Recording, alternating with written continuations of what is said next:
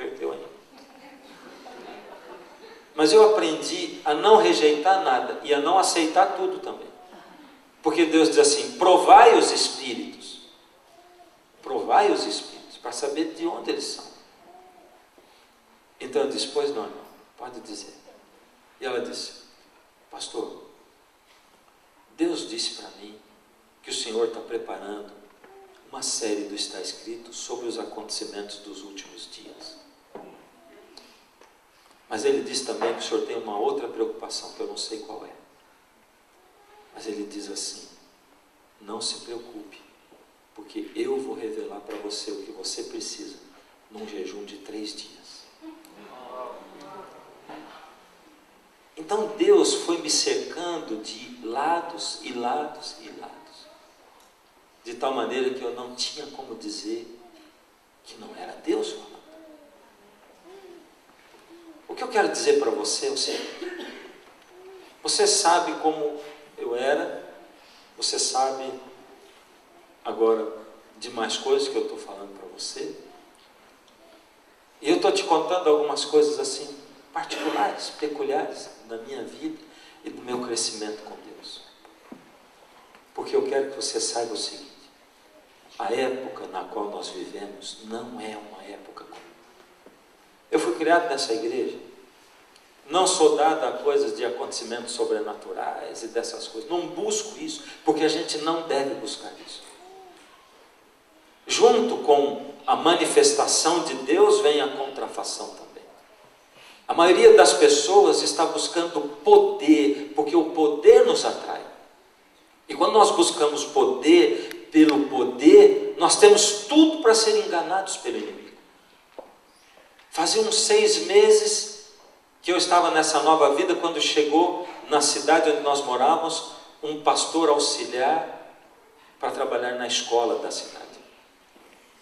Alguém com um discernimento espiritual como eu nunca tinha visto, um jovem ainda, um discernimento, uma abertura espiritual, um conhecimento da Bíblia, e ele estudava a Bíblia com a gente assim, que nós nos maravilhamos diante dele.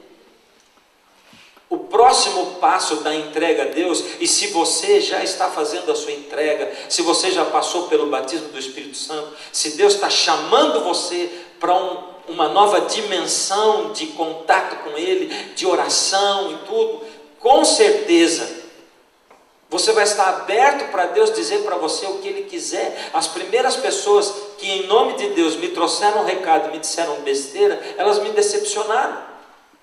Mas sempre a minha palavra é assim, bom, você está me trazendo um recado de Deus. E um dia alguém diz assim, pastor, eu tenho um recado de Deus para você. É para você pregar sobre milagres, e Deus quer que você faça milagre. É isso que Deus está dizendo. Ele falou para mim, disse para eu dizer para você. E para todas essas pessoas que dizem coisas assim, eu digo, tá bom, Deus fala com você, mas Ele também fala comigo. E se Ele falou com você, eu vou pedir para Ele, e Ele vai confirmar para mim o que Ele falou para você. E se Ele confirmar, eu vou fazer. Porque quando você está na mão de Deus, se Deus pede para você orar por milagres, e para você fazer um ministério de milagres, e fazer milagres em nome de Jesus, você tem que se colocar na mão dEle. Esse rapaz que chegou, esse pastor, dizia a mesma coisa. E nós gostamos do rapaz, fazíamos oração junto. E depois de uns 6 meses que ele estava conosco, havia uma moça na cidade que tinha se convertido com uma série que eu fiz chamada O Caminho, que está em DVD. Essa moça veio do Espiritismo e as manifestações sobrenaturais do inimigo não tinham cessado na vida dela, porque o marido continuava no Espiritismo. Então eu estava viajando e o meu amigo João Ninguém foi junto com esse pastor à casa da moça para orar com ela. E o meu amigo percebeu que ao chegar na casa da moça, a reação do jovem pastor foi muito diferente. Ele começou a andar pela casa, andar pelos quartos, pelos cômodos, pela cozinha, pegou um tanto de azeite e ele disse, pode deixar que disso eu cuido, eu tomo conta. E ele começou a ungir um umbral de porta, ungir móvel, ungir isso, aquilo. Pode deixar que com essa coisa eu estou acostumado, eu cuido disso. E fez a oração dele, meu amigo João Ninguém. Estranhou muito o jeito dele. E na volta, arriscou perguntar o seguinte: quando foi a primeira vez que você falou em línguas estranhas? Ele disse: te contei sobre isso?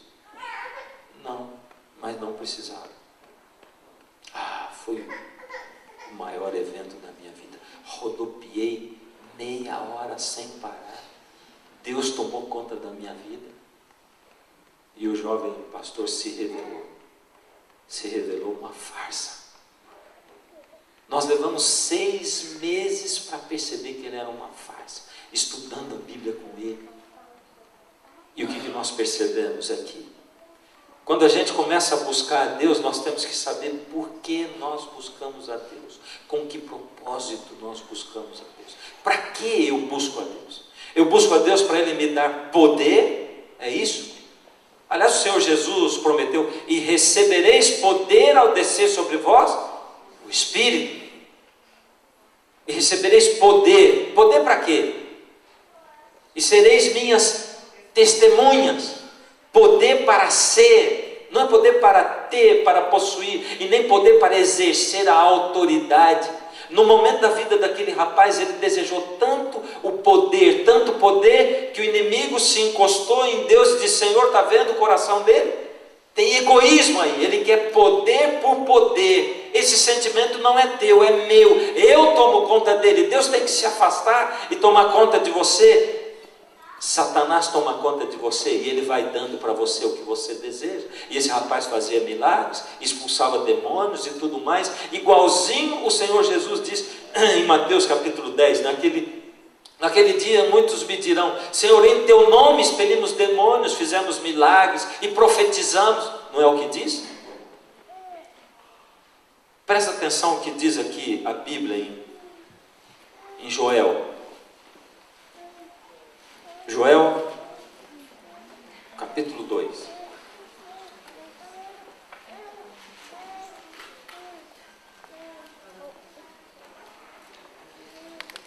Joel, capítulo 2, verso 28. Famosíssimo. Citamos aqui algumas vezes essa semana. Acontecerá depois que derramarei o meu espírito sobre toda a carne. Vossos filhos e vossas filhas profetizarão, vossos velhos sonharão e vossos jovens terão visões. Você prestou atenção no que ele diz no começo? Ele diz assim: e acontecerá depois. Acontecerá depois. Depois do quê? Se vai acontecer depois, é porque vai ter alguma coisa antes. E se vai ter alguma coisa antes, está no próprio Joel, no capítulo 2, nós estamos lendo o verso 28, lê o 12 comigo, diz assim: ainda assim, agora mesmo, diz o Senhor, convertei-vos a mim de todo o vosso coração, e isso com jejuns, com choro e com pranto, rasgai o vosso coração, e não as vossas vestes, e convertei-vos ao Senhor vosso Deus, porque Ele é misericordioso e compassivo, e tardio em irar-se, e grande em benignidade, e se arrepende do mal. Agora, não é momento ainda de receber a chuva serôdia, vai ser daqui a pouco. Agora é momento disso. Ali diz: acontecerá depois do que? Depois que você e eu fizermos isso. E o que é isso? Isso é quebrantamento de coração, isso é me humilhar, isso é me lançar aos pés do Senhor Jesus, é me esvaziar, é tirar os meus gostos, a minha vontade, é esvaziar o meu racionalismo, é me entregar nas mãos do Senhor com sabedoria, com inteligência, guiado pelo Espírito, sabendo que tudo que tinha para ser revelado de novidade já foi revelado na palavra de Deus, e que não tem mais nenhuma novidade. A mensagem já está aqui, mas Deus quer interagir, Deus quer nos preparar.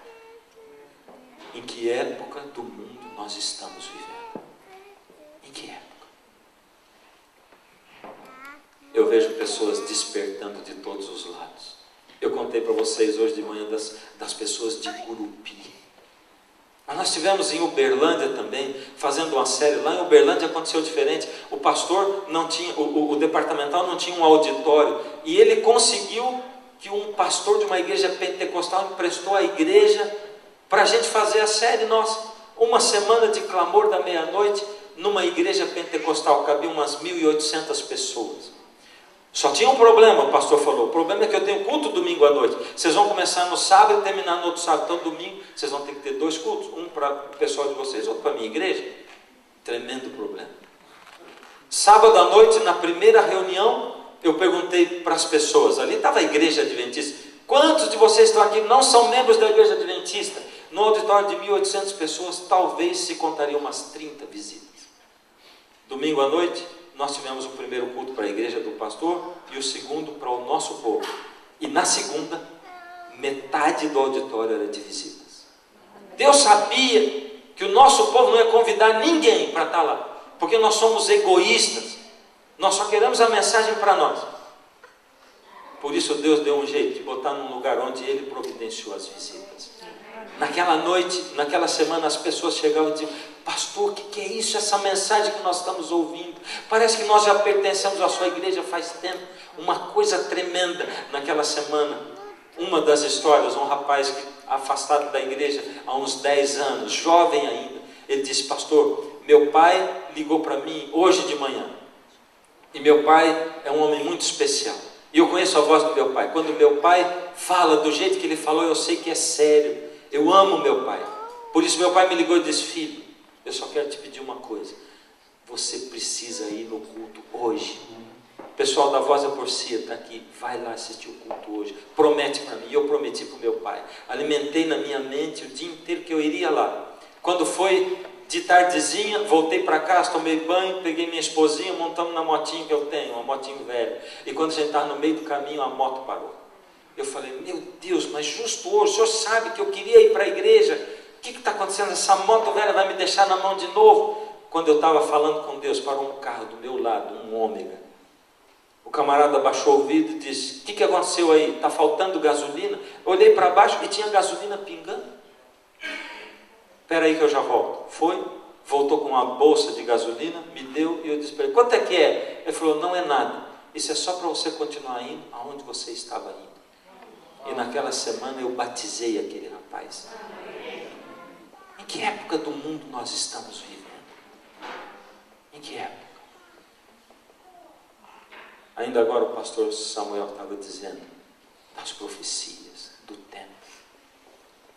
Eu só sei uma coisa: seja o que for que está acontecendo, eu tenho dito para os meus filhos, se Jesus demorar 10 anos para voltar, não tem problema. Eu não perdi nada em entregar minha vida para Ele de uma maneira diferente. Se eu morrer hoje, não tem problema, eu não perdi nada. Mas Jesus pode voltar daqui 3 anos. Ele pode voltar. E a coisa que eu mais gostaria na minha vida é de estar vivo quando Jesus voltar. Mas você sabe que para estar vivo quando Jesus voltar, tem que ter uma entrega diferente. Malaquias diz que antes de vir o grande e terrível dia do Senhor, viria quem? O profeta Elias. Essa é uma profecia com cumprimento na época de Jesus e hoje. Na época de Jesus ele deixou claro que Elias era quem? João Batista. E hoje quem é Elias? Elias é um povo, não é uma pessoa. Só que se Elias somos nós, tem um problema aí. Porque Elias é Laodiceia. E a gente precisa transformar Laodiceia em Elias. É isso que tem que acontecer. É uma transformação grotesca. É uma transformação terrível. É transformar um monstro numa pessoa bonita. E nós precisamos passar por essa transformação. Você está entendendo o tamanho da transformação que Deus espera de você e de mim? Ele espera que Laodiceia se transforme em Elias. Eu não quero que você vá embora aqui dando ênfase nas coisas sobrenaturais. Eu tenho aprendido que eu não posso ficar esperando Deus fazer um milagre por dia, e nem posso pedir um milagre para Deus. Ao estudar o livro de Ageu essa semana, eu disse para vocês, Ageu foi um profeta chamado com uma única mensagem, uma única vez, nunca